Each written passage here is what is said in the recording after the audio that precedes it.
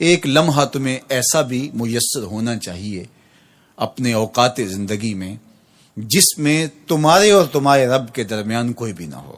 وَتَبَتَّلْ إِلَيْهِ تَبْتِيلًا، سب سے کٹ کے الگ تھلگ ہو کے بالکل یکسوئی کے ساتھ تم اپنی زندگی کے وہ لمحے اپنے رب کے ساتھ جوڑ دو. جس طرح ایک روایت میں فرمایا لی مع اللہ وقت لا یسعنی فیہ نبی مرسل ولا ملک مقرب، میرا اور میرے رب کا معاملہ کبھی ایسا ہوتا ہے درمیان میں نہ کوئی فرشتہ ہوتا ہے نہ کوئی رسول اور پیغمبر ہوتا ہے، وہاں میرا اور میرے رب کا ہی معاملہ ہوتا ہے. تو یہ یکسوئی کے لمحات ہیں.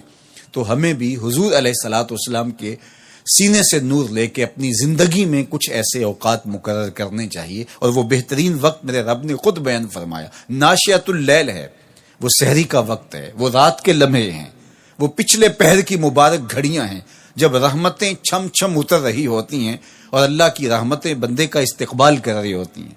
تو اس وقت اگر اللہ کے حضور کھڑے ہو کے ربط قائم کیا جائے تو وہ اللہ کے ساتھ جڑنے کا بہترین وقت ہے. اور نماز میں تبتل ہو، جب ہم نماز پڑھ رہے ہوں تو مکمل انہماک رب کے ساتھ ہو.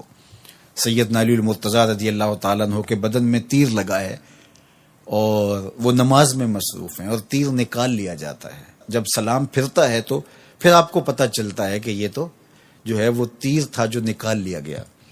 تو یہ انہماک ہے، رب کے ساتھ انہماک. اور وہ فرمایا گیا حدیث جبریل میں کہ اپنے رب کی اس طرح عبادت کرو کہ گویا تم اسے دیکھ رہے ہو، اور اگر یہ کیفیت پیدا نہیں ہوتی تو کم از کم یہ کیفیت تو ہو کہ وہ تمہیں دیکھ رہا ہے. فاتخذہ وکیلا، اور اسی کو کارساز بناؤ، اسی پر توکل، اسی پر بھروسہ، اپنے امور اسی کے سپرد کرو. جب اپنے امور اپنے رب کے سپرد کرنے کا مزاج پیدا ہو جاتا ہے زندگی سوکھی ہو جاتی ہے.